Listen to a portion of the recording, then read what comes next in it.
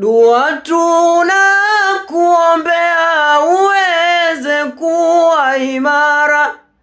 Wana Simba twakutegemea, golikipa we Kamara. Hakika utarejea kwa hali iliyo bora. Majeraha utapona kwa uwezo wake Mungu. Bwana, wananiita Kudra Mshaili aka Mshaili wa Simba Sports Club. Bwana, nipo hapa kwa ajili ya vitu viwili tu, ni kwamba wana Simba wenzangu, tuendelee kumwombea dua golikipa wetu Musa Kamara kwa majeraha ambayo ameweza kuyapata, ili aweze kurudi katika hali yake ya kawaida na kuendelea na majukumu yake ya mpira kama alivyo mchezaji wa Simba Sports Club.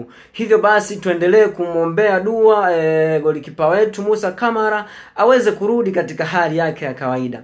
Lakini pia kitu kingine ni kwamba nawakumbusha mashabiki wa Simba katika mchezo wa kimataifa dhidi ya Simba Sports Club pamoja na Atletico di Luanda wale wa Angola.